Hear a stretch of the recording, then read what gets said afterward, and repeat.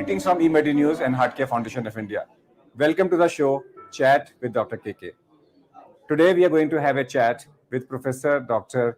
VK Bahel, who is Head of Department of Cardiology at All India Institute of Medical Sciences. He has also been the past president of Cardiological Society of India, and this year he has also received Dr. V.V. Shah oration on evolution of management of acute heart attack.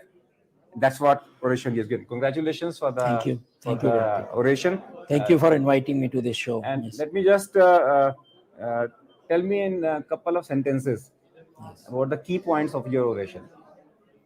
See, leave apart the development in the management issues, which, as we know, the primary angioplasty is available, thrombolytics are available, host of antiplatelets starting from aspirin to clopidogrel to ticagrelor to bivalirudin to glycoprotein are available, which we know.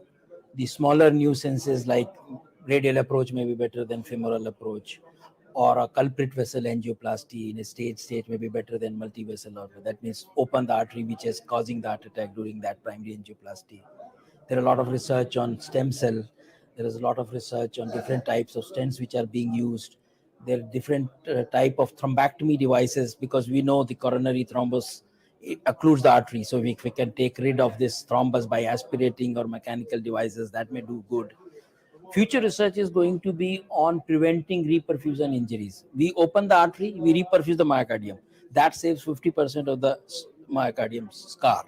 If we can prevent the reperfusion injury, every good thing comes with a bad thing. No, reperfusion injury happens once you open the artery, the myocardial permeability pores open up, and this leads to sudden influx of calcium and toxic radical oxidants, which kill the myocardium and leads to apoptosis or so-called cell death. If we can prevent this by conditioning the heart, so-called remote conditioning, or some pharmacological agents, which will be the future. What are the options available to prevent like a simple technique of, if you are wheeling the patient to, say, from home to in ambulance, if you inflate the blood pressure cuff for 5 minutes, deflate it for 5 minutes, do this for 4 cycles, it is called remote preconditioning. This simple technique has been shown that you can prevent additional scar. So let me spend some time on remote reconditioning. Okay. Remote reconditioning basically is equivalent to what we do a flow mediated dilatation of brachial artery. The same extension of that. So if I have to do that, people say you can reduce contrast nephropathy if you do a remote reconditioning. You can improve the circulation of that. So first of all, let me exactly narrate the procedure. That you take a cuff, put it into the arm, inflate it 5 minutes, above the size of systolic blood pressure, and then deflate it, and then do it. We used to do the same thing for coronary arteries. Occlude, declude. It's seen the first time you occlude, there is more ischemia. When you repeatedly do this, there is less ischemia. But what they have found is, in the body you produce ischemia in any organs, it is also translated to the myocardium. So that's a good thing. It will improve the renal circulation. But this is small trials. We are not into. But this. I just want to go further into it. Can it be used as a routine?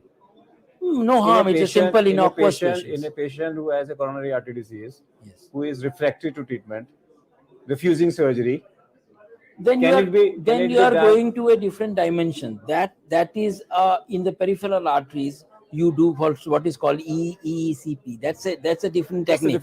Here we are talking of small reduction in ST resolution, small reduction in scar tissue. Same conditioning of the heart you can achieve by giving some pharmacological agent like colchicine, like adenosine, like nicorandil. Many of them have failed. Many of them are coming up. A lot of research is going on. So what I mean is, you have achieved now reperfusion. Everyone knows it should be done early, golden hour concept, angioplasty if possible, take the patient to wheel in a cath lab. This concept is now well established. We can discuss the logistics of that in Indian context. But now major reduction in mortality will come by preventing this reperfusion injury and regenerating the myocardium. How we can regenerate stem cell? Remote reconditioning, you're doing it before the angioplasty, after the angioplasty? Before the angioplasty. And 4 cycles? And people also have done the conditioning, post-conditioning also, but then they didn't find. It's a pre-procedure, pre-conditioning, 4 procedures, 4 times. 5 minutes, and the gap of 5 minutes, and again 5 minutes. Definitely. Yes. with that. Yes. And is there any trial available in your Yes, it is. institution? In your institution? No, we have not started because unfortunately, like as I was telling you, logistics, we don't wheel in the patient from the home to they come to our door. So our role starts when he comes to door. This delay in heart attack is at 4 levels. One is diagnosis. Most of patients think it's gas and the acidity. So there is first delay on the part of patient. We have to educate him to reduce this delay. Then is door. He has to reach from diagnosis to door, and you know the state of affairs in the traffic and all that, and ambulance not available, patient has to come in his own vehicle, so there will be the second delay. From door to delivery, that is the third delay, third D, because patient reports to an emergency. There is no dedicated heart attack centers like trauma centers, which will save more lives, paradoxically, I can tell you. So if your patient has a chest pain, he is wheeled into a heart attack center, given a thrombolysis, you will save all the time. Here he goes to an emergency center where patient of malaria is there, diarrhea is there. Till his time comes for triage, he is losing time. Every minute is important. The question will be, once door to delivery time is in my hand, I can improve my hospital system to reduce that. Diagnosis to door is in the government hand because they can provide the ambulance services, they can provide the facilitation for the ambulances to go in a smooth way, and that. So these are the delays which we know. But if you talk scientifically, which will be the next surge will be in preventing those reperfusion injuries and having half the damage, because some damage will occur, reducing the scar and increasing the viable myocardium. How that will happen? By the stem cells. Lot of promise. Till day, I can't say it is in clinical realm. There have been 33 trials which have a six-year follow-up. That means it's a lot of interest. But we have not found the right cell. We are taking the cell from bone marrow. We are taking it. Now the next step is to find out the right cell, which is called cardiosphere-derived cells, taken by endomyocardial biopsy from the heart, and these stem cells are manufactured from that biopsy tissue and injected into intracoronary after 4 weeks or 3 weeks.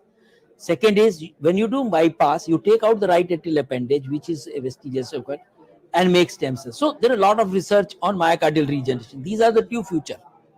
Now you have to talk of logistics as a reality. This was what is. I'll come back to something else. Yes. That we talk about ideal situations, but do my 90% of the people Yes. can afford it? That's one. And two, are they really getting all this what they are getting? What they are supposed to get? Yeah, affording is a very comparative term. So I won't go into the affording part first. Let us go to the logistics. There's a difference between a standard of care and a magnitude of care. Yes. The magnitude of care may differ, Yes. but the standard of care should be the same. You that means if I get a heart attack in a rural area, I must get the same treatment. You are absolutely right that we have to bridge this gap, that a minimum care is available irrespective of the location of the patient. Absolutely. As you rightly said, in rural area we may have nothing, but in cities like Delhi, you may have best of the care available to the world if individually.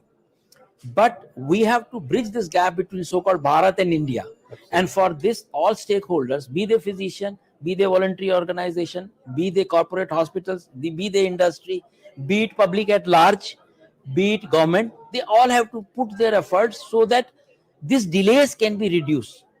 Now, the second part is, then we have to set our standard of so-called cost effectiveness. Suppose I say the primary angioplasty in the trials have been shown to be better than thrombolysis. That does not mean that if you cannot do a stenting, you should not do a thrombolysis. Because if you do a thrombolysis, you will save lives, you will reduce the scar. Maybe it is to a less magnitude as compared to stents. So that's where the question of minimum care comes. Okay, I cannot afford a drug-eluting stent in all patients of myocardial infarction, but I can afford a bare metal stent. Go ahead and do that. I cannot afford a bare metal stent, but I can afford a balloon. So do a plain balloon angioplasty. This will be better than doing a thrombolysis. You can't afford any angioplasty, do a thrombolysis. Thrombolysis, fibrin-specific agents will be better. You can't afford it, give streptokinase. Streptokinase is very cheap. It can be afforded by all with our healthcare standards. It can be given free of cost to any person who's coming to, even in All India Institute. If a person comes with myocardial infarction, we give him streptokinase as a minimum treatment. So those are the things which we have to see. You will be surprised, or you must be knowing That Kerala chapter of Cardiological Society of India has done a beautiful registry called ACS registry, and they have published it in European Heart Journal, a 25,000 patient registry. The data at the least, if I put it mildly, are worrying. 1/5 of the patient in that registry, this is coming from a state which has the lowest infant mortality rate, which is the highest literacy rate, which has one of the longest life expectancy rate. 1/5 of the patient received thrombolysis wrongly in patients of non-ST elevation myocardial infarction. Half of the patient did not reach within 60 minutes of chest pain to the hospital, which is the standard recommended. 1/3 of the patient did not get thrombolysis. That means door to bulb needle time was more than 30%. Half of the patients only received thrombolysis. Other half did not receive it for some reasons. Only 13% of the patients received primary angioplasty. Only half of the patients received the so-called recommended drugs of beta blockers, ACE inhibitors, and statins. This is coming from a state of Maximum literacy. And what will happen to the what states? do they say? So these simple measures can reduce the myocardial infarction rate of mortality in society. We are talking of individual care. Yes, best of the care is available in India. There is no doubt about it. Whatever is available in the West is available in India. But is it available to all? Definitely a big no. Okay, go away from the oration and Yes. oration topic and general topic. What are your hobbies? Very different. I no such hobbies like general sort of That means things. if you would not have been a doctor, what you Yes. would have become? Difficult question. Do I have to think what would I have become? See, I will say from very beginning, I used to look upon doctors as something I should achieve. I studied in Allahabad, so we did not have a good library. When I did my MD for thesis, I had to come to National Medical Libraries to see the journals, and I stayed here for 15 days. At that time, I used to see All India Institute of Medical Science, and I always used to aspire, can I enter this building? I entered that, and I became head of the department. So all my thought processes are only in the field of medical sciences, surprisingly. So you I never never thought of of anything else. Okay, if you are the health minister of the country for a day, what changes you will bring in cardiovascular prevention program? If I'm in a day and that happens to be With full power. Yes, with that happens to be budget day, I will increase the health ministry budget to at least 2.5 of GDP, which is at least 1.6 to 1.9 So you now. will increase the budget. And then start providing, looking after the what can we offer to all, as I say, minimal standard of care. I am an advocate of cost effectiveness. Trial may have shown after a heart attack, if ejection fraction or LV function is low, you should receive ICD. But I do not offer these my patients whom apparently I look cannot afford, because if I tell him that this is a device, if you apply, he thinks that he has not got the best treatment. So I do not, if even if I have to speak not the whole truth, I will not offer. You behave like Krishna and not Ram. Maybe you can tell, but Because Krishna was the one who told you. I think every one of us should do that. Because hope is very important for the patient. We the negative thoughts patient doesn't want to see. He also knows he has a heart attack, he may die. But if I can give him a glimmer of hope that okay, you do, like they used to say when exercise came for patients of coronary artery disease, that there is a big list of no's. Don't smoke, don't drink, maybe don't eat non-veg diet or high fat diet. Don't, so many don'ts were there. Don't eat ice cream, don't do this, don't that. Exercise came as a positive thing. Do walk, Do this, do walk. So patient has something to look forward to. He has enough of negative. So those small things happen. So my last thing is that cardiopulmonary resuscitation today has become simple. Hands only CPR, no mouth-to-mouth resuscitation. Yes. Do you feel that it should be advocated at a big level in the country? No doubt With about 25 lakh people dying every year? No doubt about it. See, but we are far. We are talking of. We have so many basic things to take care of. Like what prevents a hospital from having a heart attack center? You have to just designate an area where all patients of chest pain are coming with the same facilities. But there are so many things you have to look after. These are bigger society challenges. Who tells you what are there are channels now which are showing medical programs. What are the symptoms of heart attack? Most of the people still, even in cities, think, no, gas, this will vanish, and you have lost the time. So there are many small things. A tablet of aspirin, say a tablet of aspirin, reduces mortality as much as streptokinase does. I'm not saying don't combine the two, but I'm giving you example. So have patients been told just take a chewable tablet of aspirin? So what Dr. Behel has said is that the basic awareness which can be created in the community is that if you're suspecting a heart attack, chew a tablet of 300 milligram aspirin. It is as good as giving a clot dissolving therapy. If you cannot give a clot dissolving therapy, you must give an aspirin. Even if you want to give a clot dissolving therapy, it has to be preceded by a chewable aspirin. I'll say give both, but yes, at obviously least both. So we thank our guest, Dr. Behel, for joining us in the show. Thank you for inviting And me. that's all for today. We'll come back with one more show. Till that, goodbye. Thank you.